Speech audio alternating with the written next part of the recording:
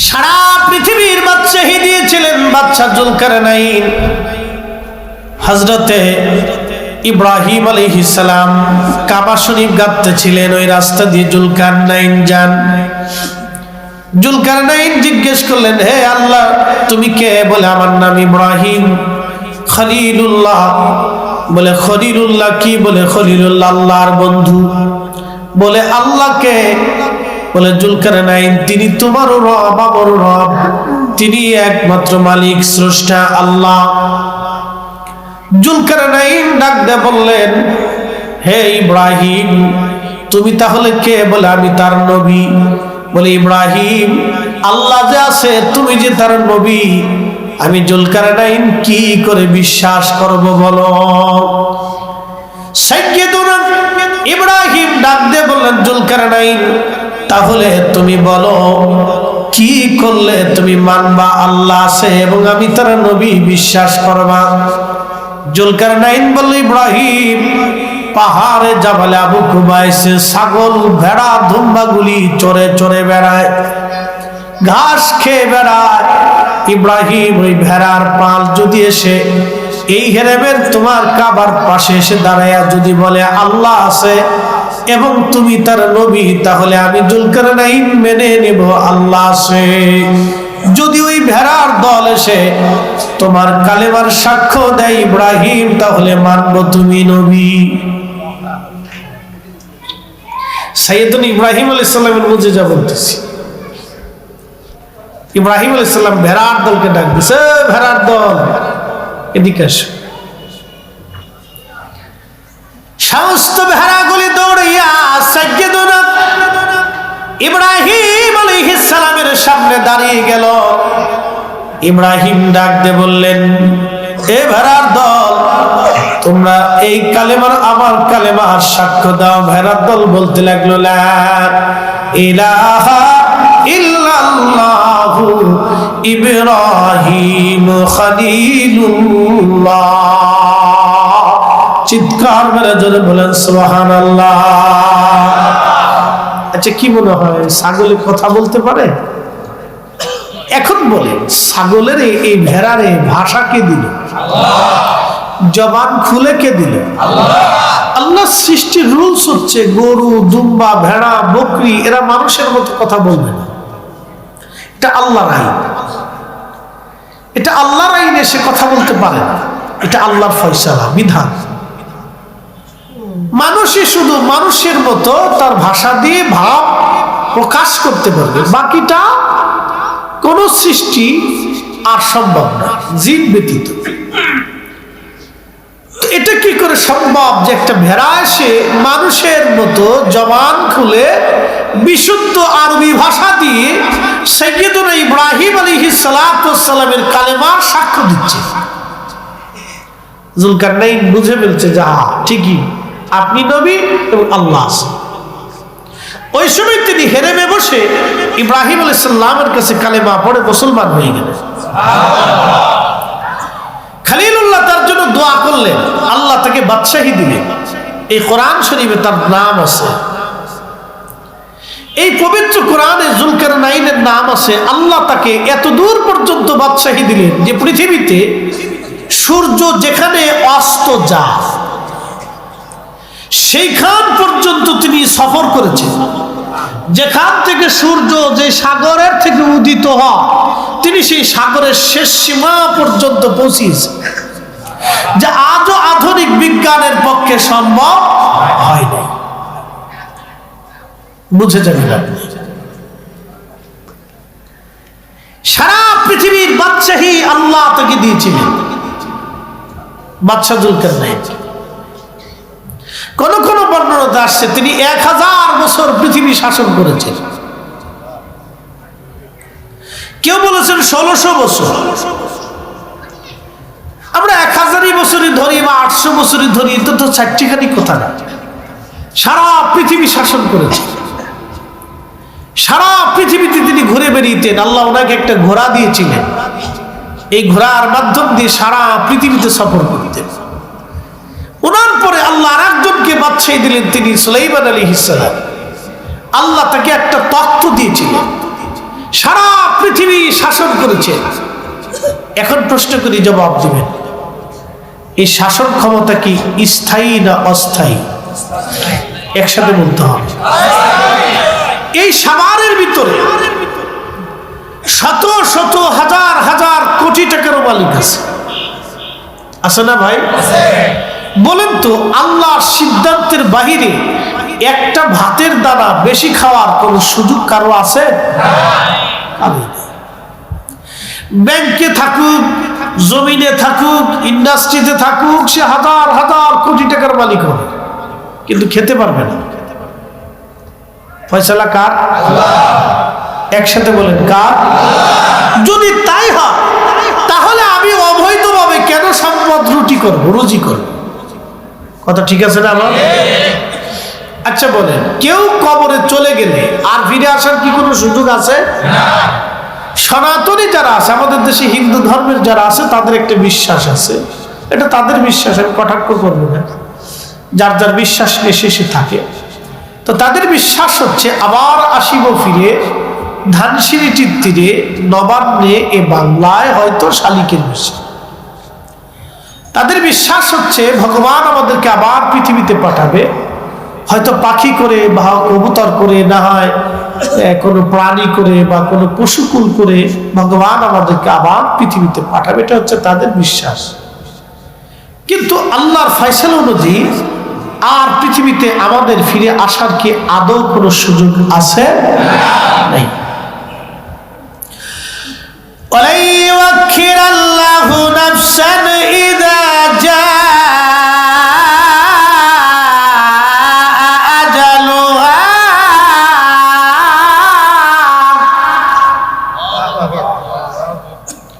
রব্বুল আলামিন বললেন, এ বান্দা, হায়াত শেষ হলে তুমি আমার কাছে চলে আসবে, কিন্তু ফিরে আসা আর কোনো সুযোগ নাই।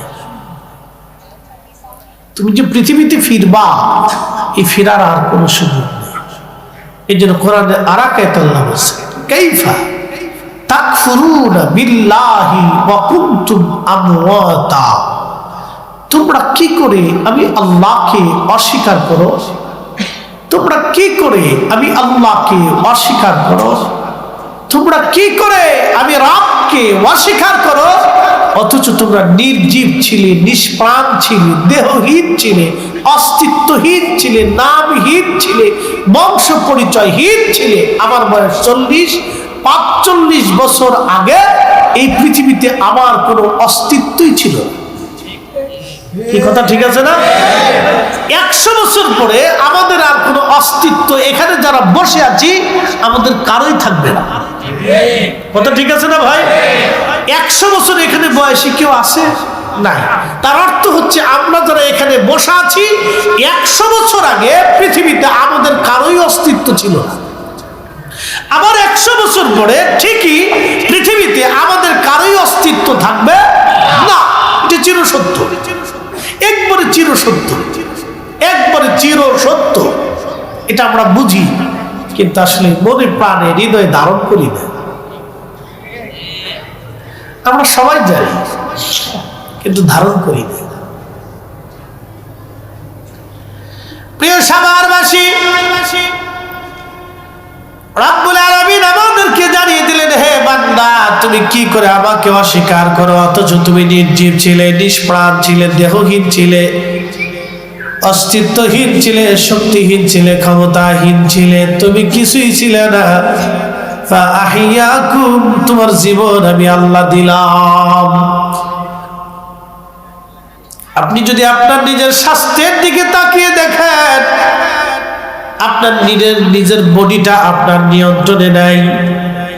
শিশুকালে একরকম, কৈশোরে আর এক রকম, বালকে ভিন্ন রকম, যৌবনে আর এক রকম, বৃদ্ধকালে আর এক রকম। এইভাবে আপনার দেহটাই পরিবর্তন পরিবর্তন পরিবর্তন, আপনার ইচ্ছা অনুযায়ী পরিবর্তন করতে পারেন না। যদি মানুষের দেহটা মানুষের ইচ্ছার উপরে থাকতো, তাহলে পৃথিবীর কোনো মানুষ বুড়া হইতো না, সবাই জোয়ান থাকতো। তাহলে আমাদের ইচ্ছার উপরে আমাদের বডি নেই, অর্থাৎ আমাদের ইচ্ছা হলেও আমরা অনেক কিছু করতে পারবো না। আমরা ইচ্ছা করলেই পৃথিবীতে বেঁচে থাকতে পারবো না। আমরা ইচ্ছা করলে গরু যেমন 1 মণ খায় প্রত্যেকদিন খেতে পারবো না। প্রত্যেকদিন তিমি 110 মণ খাবার একটা তিমি খায়, আপনি ইচ্ছা করলে 110 মণ খেতে পারবেন না। চিরসত্য। এর অর্থ হচ্ছে আমরা আমাদের নিয়ন্ত্রণে নেই, আমাদেরকে যিনি নিয়ন্ত্রণ করেন তিনি কে? একসাথে বলেন কে? তাহলে আইন মানবো কার? সেজদা হবে কার? জিকির হবে কার? ইবাদত হবে কার? সব আল্লাহর জন্য হওয়া উচিত। একবারে সহজ ভাষা, সুন্দর বক্তব্য আল্লাহ কোরআন থেকে বলতেছে। আমাদের সব কিছু আল্লাহর জন্য হওয়া উচিত। বলুন হুজুর আপনি বলুন, ইন্না সালাতি ওয়া নুসুকি ওয়া মাহইয়ায়া ওয়া মামাতি লিল্লাহি রাব্বিল আলামিন। বন্ধু আপনি বলুন সালাত, কুরবানি, জিন্দেগি, মউত আল্লাহর জন্য। একসাথে বলেন কার জন্য? আমরা সবাই জানি কিন্তু বুঝি কয়জন? এই মাইকের আওয়াজ বহু জায়গা যাচ্ছে, সবাইকে এখানে আসতে পারবে? আল্লাহ আপনাকে পছন্দ করছেন বিদায় ভিতরে নিয়ে আসছে। এই কথাটা সারা জীবন মনে রাখবেন যে আল্লাহ আপনাকে পছন্দ করেন বিদায় মসজিদের কাতারে দাঁড়া করা। আল্লাহ আপনাকে পছন্দ করেন বিধায় আপনাকে জিকিরের মজলিসে বসা। আল্লাহ আপনাকে পছন্দ করেন বিধায় আপনাকে মুসলিম বানিয়েছেন। আল্লাহ আপনাকে পছন্দ করেন বিধায় আপনি এখানে আসছেন। বলে হুজুর এটা কি? তাহলে বাকিদেরকে কি আল্লাহ পছন্দ করে নাই? এটা কি বলবেন? ব্যাখ্যা কি? আমি আপনাদেরকে জবাব দিয়ে দিচ্ছি। আমাদের দেশে পাগল আছে না ভাই? পাগল কি ডাইন বাম কিছু বুঝে? বুঝে না। আচ্ছা শিশু বাচ্চা আছে না ভাই, ও কি ডান বাম তেমন কিছু বুঝে? বুঝে না।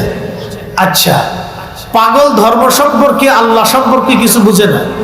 আমাদের শিশু বাচ্চারাও ধর্ম কর্ম সম্পর্কে ওরা কিছু বুঝে না। জঙ্গলে আমাজনে বিভিন্ন জঙ্গলে যারা দেখবেন জুগলি আছে, তারাও ধর্ম কর্ম সম্পর্কে কিছু বুঝে না। ভালো আছেন?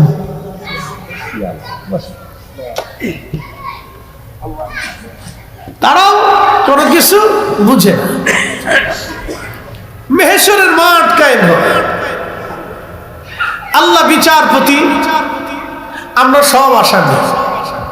আমরা সবাই কি একসাথে বলেন কি? আমরা চিরসত্য, আমরা সবাই আসামি। জীবনে মিথ্যা বলছি, বক্তা শ্রোতা সবাই বলি নেই ভাই, মিথ্যা বলছি, কবিরা গুনাহ করছি।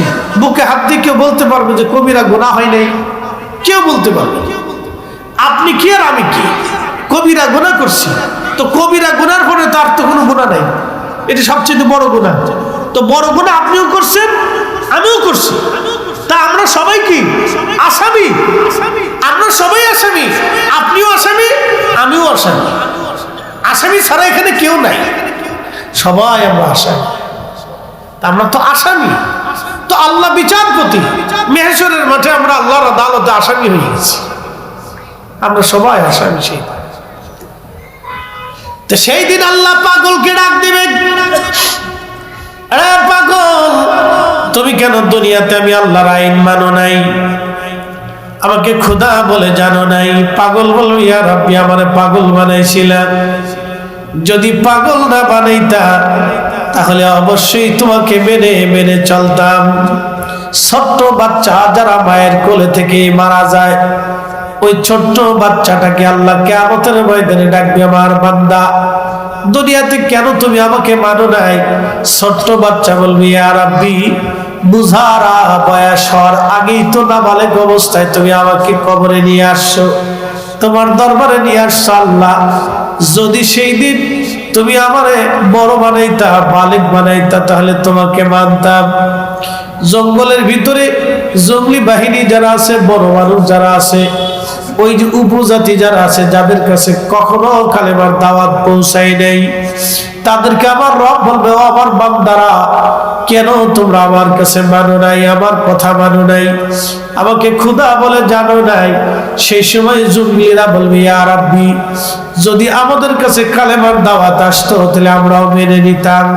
আল্লাহ, কেউ তো কালেমার দাওয়াত আনে নাই, সেই জন্য আমরা মানতে পারি নাই। সবার উত্তর সুন্দর। রব্বুল আলামিন বললেন, তাহলে আমি যা বলবো তোমরা কি মানবা? বলে, হ্যাঁ রব মানবো। তখনই আল্লাহ বলবেন, এ আমার বান্দারা, এ পাগল যারা দুনিয়াতে পাগল ছিল, এ শিশু, তোমরা যারা শিশু খেলে আমার ডাকে চলে আসছো, এ জঙ্গলের প্রাণী মানুষগুলি তোমাদের কাছে যাদের কালেমার দাওয়াত পৌঁছায় নাই, আমি রব এখনই হুকুম দিলাম, তোমাদেরকে জাহান্নামী বানাইলাম, তোমরা জাহান্নামে চলে যাও। তখন একদল ছুট দিবে, দৌড় দিবে জাহান্নামের দিকে, এক দৌড় দৌড়াইতে থাকবে, আর একদল দাঁড়ায় থাকবে। আল্লাহ বলবেন, তোমরা দৌড়া দিলে না, হুকুম দিলাম জাহান্নামে যেতে, দাঁড়াই রইছো? বলি, ইয়া রাব্বি, জাহান্নাম বড় কষ্টের জায়গা, কঠিন জায়গা, আল্লাহ দর করে আপনাদের মাফ করে দেন। ঠিক কেন? কত বড় সিটা। আল্লাহ ডাক দিবে, হ্যাঁ বান্দা, আমাকে তোমরা দেখেছো, আমার হাসর দেখেছো, জাহান্নাম দেখতেছো, আমি রাব্বে কারীমের সামনে আমি সরাসরি হুকুম দেওয়ার পরও তোমরা আমার কথা না মেনে এখনো দাঁড়ায় রইছো। তাহলে তোমরাই শোনো, দুনিয়াতে যতই শুধু উপদেশের জন্য নবী রাসূল, উলামা, ফুদালা, আউলিয়াত কেরাম যতই তোমাদেরকে নসিহত করতো, তোমরা মানতা না। আমার এই সরাসরি তোমরা মানলা না, দুনিয়াতেও তোমরা মানতা না। অতএব জাহান্নামে চলে যাও, জাহান্নামে চলে যাও, জাহান্নামে চলে যাও, তোমরা জাহান্নামে। যারা জাহান্নামের দিকে দৌড়াবে ডাক দিবে, বান্দা দাঁড়া, তোমরা কেন জাহান্নামে যাও? বান্দারা বলবে, ইয়া রাব্বি, আপনি হুকুম দিবেন, এই জন্য আমরা জাহান্নামে চলে যাচ্ছি। আল্লাহ ডাক দিয়ে বলবে, বান্দা দাঁড়াও, তোমরা জাহান্নামে যাওয়া লাগবে না, তোমরা, আমি আল্লাহ হাসরের ময়দানে তোমরা হুকুম মানছো, দুনিয়াতেও তোমরা হুকুম মানতা, আমার বান্দারা যাও, আমি রব্বুল আলামিন তোমাদেরকে জান্নাতি বানাই দিলাম। একবার জোরে বলা যাবে কি আল্লাহু আকবার? আমরা যারা আসছি আমাদের বুলন্দ নসিব, কথা ঠিক আছে না? আল্লাহ পছন্দ করে। একসাথে বলেন, কে পছন্দ করে? আল্লাহ পছন্দ করে, বিদায় ঢুকাইছে। ভাবতে হবে যে আল্লাহ ভালোবাসে, বিদায় ঢুকাই দিছে। আর আপনি যে আসছেন এটাই পরীক্ষায় পাস। মসজিদে যে ঢুকছেন, নামাজ হবে কি হবে না এটার পরে চিন্তা করে, নামাজ হইল কি হইল না এটা পরে চিন্তা পরে, কিন্তু আপনি যে আল্লাহর হুকুম মাইনে মসজিদে ঢুকছেন এটাতেই পাস। একসাথে বলবেন আল্লাহু আকবার। আপনার সামনে হারামের টাকা অনেক আসবে, কোটি কোটি টাকা আসবে, কি ব্যাপার, আসে না ভাই? আসে। যারা সাংবাদিকের চাকরি করে তাদের সামনে আসে, যারা পুলিশের চাকরি করে তাদের সামনে আসে, যারা রাজনীতি করে তাদের সামনে আসে, যারা সরকারি আমলা তাদের সামনে আসে, যারা বড় বড় টেন্ডার করে তাদের সামনে আসে। অনেকের সামনে এরকম অবৈধ টাকা অনেক আসে, অনেক অফার আসে, নিজ দিয়ে আসে, অনেক টাকার অফার আসে। বলে আপনি ওই জায়গাটাকে খালি করে দিবেন, দখল করে দিবেন, আপনাকে এত কোটি টাকা দিয়ে দিব। অনেক অফার তাদের কাছে আসে। যদি অফারটাকে লাথি মেরে দিয়ে তারা ওই সময় আল্লাহর হালালটাকে মেরে না, ওই মানাটাই তার জন্য সাকসেস, ওই মানার কারণে সে আল্লাহর কাছে কবুল। একসাথে বলবেন আল্লাহু আকবার। এটা এক ধরনের জিহাদ, এটা এক ধরনের অনেক বড় জিহাদ। যারা সাংবাদিকরা মৃত্যুর মুখে নিয়ে সত্য রিপোর্ট করে, আপনি তাকে ছোট করে দেখবেন না, ও মরণের মুখে নিয়ে সত্য রিপোর্ট করতেছে। যেই পুলিশ লক্ষ লক্ষ কোটি কোটি টাকা ঘুষ এক পাশে রেখে সত্য রিপোর্ট করে, বুঝতে হবে এই লোকটা 100% পিওর, সে আপনার চাইতেও পিওর। কারণ সে এক পাশে অর্থ আর এক পাশে হক রাইখা সে হকের উপরে একবারে দায়েম কায়েম রয়েছে। এই লোকটা 100% পিওর।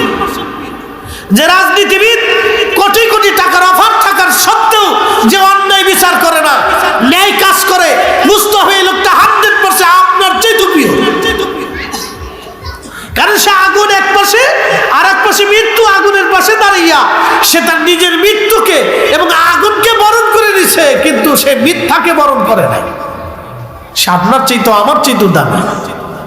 এই জন্য আল্লাহ রাসূল বলছেন, দুনিয়াতে যে ন্যায় বিচার করবে আল্লাহ হাসরের ময়দানে তাকে আরশে মুআল্লার নিচে জায়গা করে দিবে। আসতে হয়ে গেল না? জোরে বলে। আর পৃথিবীতে ন্যায় বিচার করা কিন্তু কঠিন। আপনি ন্যায় বিচার করলে বহু মানুষের শত্রু হবেন। কি কথা কন না কেন? আমাদের দেশের মানুষ কি সবাই ভালো? সবাই কি ন্যায় মানে না? ছেলে অন্যায় করছে, মামলা থেকে ছেলেরে বাঁচানোর জন্য মা চেষ্টা করে, বাবা চেষ্টা করে, মামা চেষ্টা করে, চাচা চেষ্টা করে, খালু চেষ্টা করে, অথচ ছেলে কিন্তু নারী ধর্ষণ করছে। এই বাপের উচিত কি? এই বাবার উচিত তখন ন্যায়ের পক্ষে থাকা, ছেলের পক্ষে না। আল্লাহর বিধান অনুযায়ী যেই ছেলে অন্যায় করবে তখন বাবার দায়িত্ব কোরআনের পক্ষে থাকা, ছেলের পক্ষ না। কি কথা বল না কেন? কিসের পক্ষে থাকা? কোরআনের পক্ষে থাকা, ন্যায়ের পক্ষে থাকা। বাবার উচিত, মায়ের উচিত ন্যায়ের পক্ষে থাকা। তখন দেখবেন ছেলের মহব্বতে পড়ে বহু বাবা কোরআনের পক্ষে না থেকে ছেলের পক্ষে চলে যায়। এটাই হচ্ছে পরাজয়। আর ওই সময় যদি কোনো বিচারক ন্যায় বিচার করে তাহলে বুঝতে হবে ওই বাবার চাইতে 1000 গুণে ভালো ওই ন্যায় বিচারক। এই জন্য আল্লাহ বলছেন, ন্যায় বিচারকরে আল্লাহ আরশে মুআল্লার নিচে জায়গা করে দেবে। বুঝতে পারছেন? এগুলি বুঝার অনেক কিছু আছে, ইসলাম অনেক বিষয় আছে, আমাদেরকে সূক্ষ্ম পয়েন্ট বুঝতে হবে। আমরা নিজেরাই অনেক সময় আমরা ন্যায়ের পক্ষে না থেকে সন্তানের পক্ষে চলে যাই, ভাইয়ের পক্ষে চলে যাই, চাচার পক্ষে চলে যাই, নিজের আত্মীয় স্বজনের পক্ষে চলে যাই। কিন্তু সমাজে ধরেন একটা গন্ডগোল হয়েছে, তখন আপনি কিসের পক্ষে? ছেলের পক্ষে নেবেন না ভাইয়ের পক্ষে নেবেন না ন্যায়ের পক্ষে নেবেন? যদি বলেন হ্যাঁ আমি ন্যায়ের পক্ষে নেব, তাহলে ন্যায়ের পক্ষ যদি নেন তাহলে একবারে নিরপেক্ষভাবে আপনাকে অবস্থানে থাকতে হবে। কথা ঠিক আছে না ভাই? নিরপেক্ষ থাকতে হবে। আমাদের একটা সূক্ষ্ম পয়েন্ট। তাহলে এখন বলেন, প্রশ্ন করি, সারা বাংলাদেশের মানুষ যদি ন্যায়ের পক্ষে থাকে, প্রত্যেকটা বাবা যদি ন্যায়ের পক্ষে থাকে, প্রত্যেকটা ভাই যদি ন্যায়ের পক্ষে থাকে, প্রত্যেকটা মা বোন যদি ন্যায়ের পক্ষে থাকে, তাহলে আমাদের দেশে কি আর অন্যায় বিচার হয়? হবে না। কারণ বাবাই যখন ন্যায়ের পক্ষে, তখন সন্তান অন্যায় করছে বাবা নিজেই বিচার করবে যে না, এই সন্তান আমি অবশ্যই ন্যায়ের পক্ষে, সন্তানের পক্ষে না। কথা ঠিক আছে না ভাই? আর বাবাই যখন যায় বলে, চেয়ারম্যান সাহেব এই ফুলাটা কিন্তু আমার, আপনি একটু দেখেন, কিন্তু যেমনি হোক সিস্টেম ফিস্টেম করে ফুলাটাকে বাঁচানো যায় কিনা। পোলা করছে অকাম, তখনও চেয়ারম্যান সাহেবকে বুঝায় কিছু পয়সা করে দেওয়া নেই, পোলাটা বাঁচাই দিয়ে। কি বাপের বাপ! এই বাপে আবার মইরে চিন্তা করে বেহেশত পাবো, 80টা হুর নিব, একবারে বেহেশত চলে যেতেছি। শয়তান হাসে আর উরে, চাচা তোমার মতো সিটার পৃথিবীতে আর নাই, তুমি আমার সিটু বড় সিটার। এই জন্য শোনেন, যে বিচারক ন্যায় বিচার করে আপনি ভাববেন সে মর্দে মুজাহিদ, সে আগুনের সামনে রেখে ন্যায় বিচার করতেছে। ন্যায় বিচার যখনই করবেন তখনই বহু মানুষ আপনার শত্রু হবে। ন্যায় কথা যখন বলবেন তখন বহু মানুষ আপনার শত্রু হবে। কি কথা কন না কেন? আপনি যখনই ন্যায় বিচার করবেন, ন্যায়ের পক্ষে থাকবেন। যেই সাংবাদিক ন্যায়ের পক্ষে থাকে তার মৃত্যুর ঝুঁকি থাকে, যেই পুলিশ ন্যায়ের পক্ষে থাকে তার চাকরির অসুবিধা থাকে, যেই সরকারি আমলা ন্যায়ের পক্ষে থাকে, ঘুষ খায় না, দুর্নীতি করে না, তার চাকরি নিয়ে, তার প্রমোশন নিয়ে বহু ঝামেলা থাকে। কি কথা কন না কেন? যেই চেয়ারম্যান মেম্বার ন্যায়ের পক্ষে থাকে তার মৃত্যুর ঝুঁকি থাকে, যেই রাজনৈতিক নেতা ন্যায়ের পক্ষে থাকে তার শত্রু বেশি থাকে, তার মৃত্যুর ঝুঁকি থাকে। এই জন্য এই সমস্ত ব্যক্তিরা যারা ন্যায়ের পক্ষে থাকবে, তাহলে বুঝবেন তারা আমাদের চাইতেও দামি, আবেগদের চাইতেও দামি। তাদেরকে মর্যাদা দিবেন, সম্মান দিবেন, তারা আলাদা সম্মানে।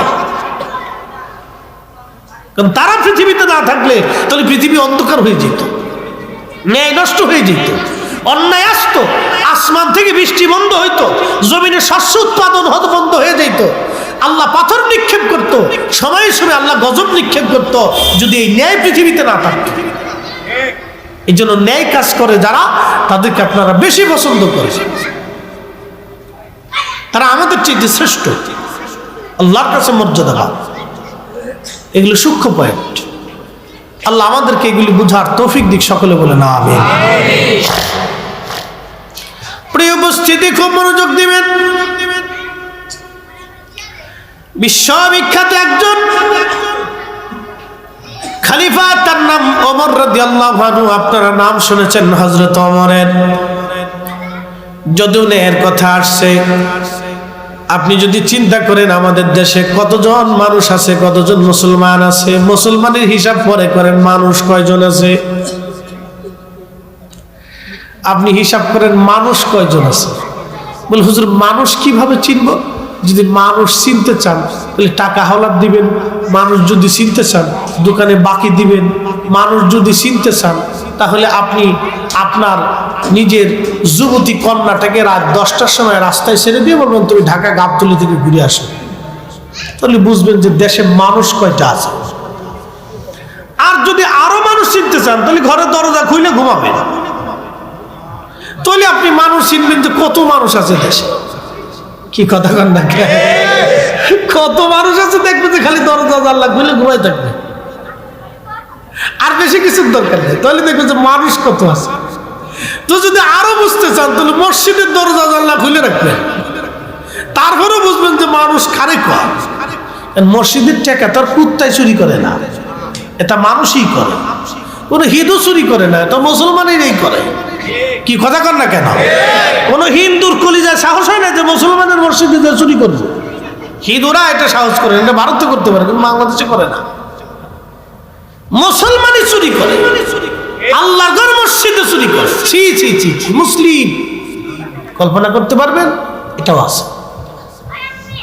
এই জন্য মানুষ, আপনি মুসলমানের হিসাব পরে করেন, আগে মানুষের হিসাব করেন যে মানুষ কয়জন আছে, তাহলে বুঝতে পারবেন যে মানুষ কয়জন। এই জন্য এর ভিতরে যারা ভালো কাজ করে, ভালো মানুষ আছে, তাদেরকে গুরুত্ব দিবেন, মর্যাদা দিবেন, সম্মান দিবেন, যেন এরা মানুষ। হাজার ভেজালের ভিড়ে যদি কোনো ব্যক্তি ন্যায় বিচার করে তাহলে বুঝবেন এটা অনলি 1% মানুষ, তাকে সম্মান করবেন যেন একটা মানুষ। যেই লোকটা এখনো একটা মানুষ, যে খোলাফায়ে রাশিদিনের নীতিতে সে এখনো বহাল আছে, যে ন্যায় কথা বলে, সত্য কথা বলে, ন্যায়ের পক্ষে থাকে, এই লোকটা মানুষ, তাকে সম্মান করবেন, হাজার শ্রদ্ধা করবেন যেন একটা মানুষ। আমি আপনাদেরকে চিনাই দিয়ে দিচ্ছি, আমাদের দেশে কত মানুষ আছে জানেন? কত ভাই আছে নিজের বোনের জমি বুঝাই দেয় না, অথচ টুপি মাথায় দিয়ে মসজিদের কাতারে প্রথম কাতারে নামাজ পড়ে। কি কথা কর না কেন? আমাদের তো আলেম, আমার কাছে অনেক মানুষ দোয়ার জন্য আসে, কতজন কান্দে যে হুজুর একটু দোয়া করে যে আমার জমি পাইনি। ভাই সেই দিন একজন কাঁদতে কাঁদতে অস্থির হয়ে যেত, বৃদ্ধা মহিলা, আমার ভাই আমাকে ঠকাই দিছে, আমার জমি আমার ভাই আমার বুঝাই দেন, এতটা বছর আমি গরিব মানুষ। আপনি তার কথা শুনলে গা শিহরে উঠবে যে করেটা কি? নিজের মায়ের পেটের ভাই তার বোনকে জমি 30 বছর ধরে বুঝাই দেয় না। আপনি কল্পনা করতে পারবেন? গা শিহরে ওঠার মতো কথা। আবার এই বিষয় নিয়ে যদি আপনি আদালতে মামলা করেন তো মামলা 30 বছর চলে। এখন আমি আপনাদেরকে একটা সূক্ষ্ম পয়েন্টে প্রশ্ন করি, জবাব দিবেন তো। বনে জমি পায়, এটা একবারে আল্লাহর আইনে বলেন আর সরকারের আইনে বলেন, বাবার অর্থ বনে পাবে, সন্তান পাবে। কথা ঠিক আছে না ভাই? কার অর্থ পাবে? বাবার সম্পদ সন্তান পাবে, আল্লাহর আইনেও পাবে, সরকারের আইনেও পাবে। তাহলে বনে মামলা করলো যে আমি আমার বাবার উত্তরাধিকার সূত্রে এই এই সম্পদ পাই, আমার ভাই দেয় না, এই মামলা 10 বছর চলার কি আছে? তো 7 দিনে শেষ হয়ে যাওয়ার কথা। কি কথা ঠিক আছে না? আদালত 10 বছর নিবে কেন? আমার প্রশ্ন হলো এটা, আদালত কেন 10 বছর এই মামলা নিবে? এটা তো 7 দিনে শেষ হবে। 7 দিনে বিচারক পুলিশ প্রধানকে ডেকে বলবেন এই উনি আল্লাহর আইনে, সরকারের আইনে বাবার সন্তান, সে সম্পদ বুঝে পায়, এত শতাংশ সম্পদ সে পাবে। আপনি পুলিশ প্রধান অথবা আপনি ওসি সাহেব, আপনি উপস্থিত থেকে তার সম্পদ ভাগ বাটোয়ারা করে বুঝিয়ে দিয়ে, আপনি অত তারিখে বুঝিয়ে দিয়ে আসে, আমাকে রিপোর্ট পেশ করবেন, শেষ।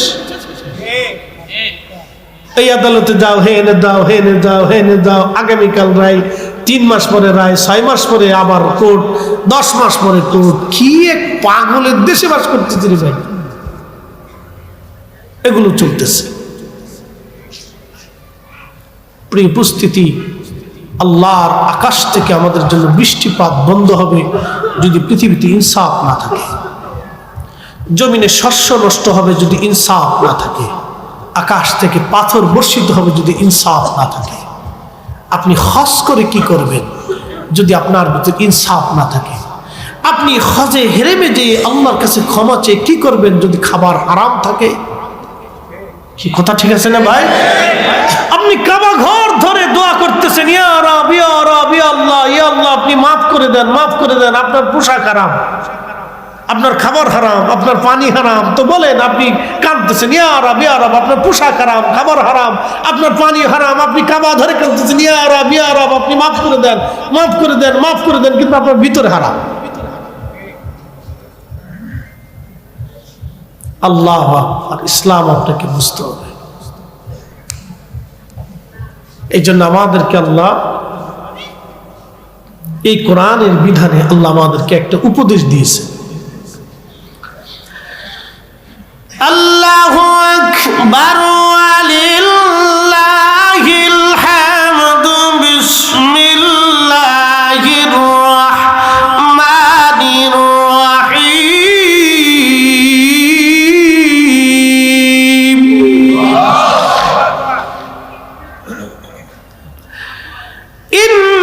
ইন্নাল্লাহা ইয়া'মুরু বিল আদলি ওয়াল ইহসানি ওয়া ইতাইযিল কুরবা।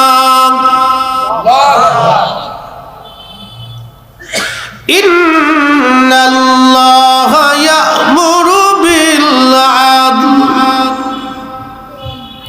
নিশ্চয়ই আমি রব তোমাদেরকে হুকুম করলাম তোমরা পৃথিবীতে ন্যায় কাজ করবা, অন্যায় করবা না। ন্যায়কে সমর্থন করবা, অন্যায়কে সমর্থন করবা না।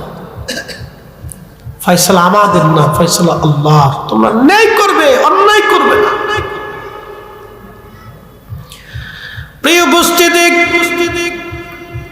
হযরত ওমর রাদিয়াল্লাহু আনহুর জামানাতে হিমস, বর্তমান যেটা সিরিয়াতে একটা প্রদেশের নাম হিমস, আলেপ্পো হিমস, দামেস্ক সিরিয়ার একটা প্রদেশের নাম হিমস। এই হিমস প্রদেশে হযরত ওমর একজন গভর্নর পাঠালেন। গভর্নরের নাম সাইদ ইবনে আমির রাদিয়াল্লাহু আনহু।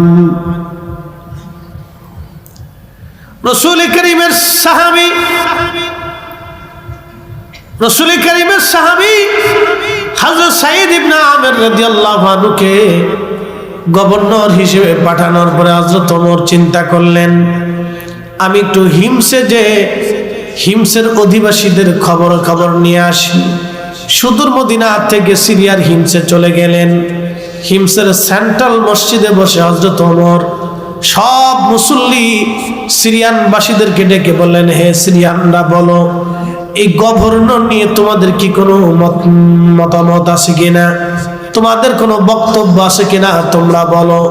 তখন এই হিমসের যিনি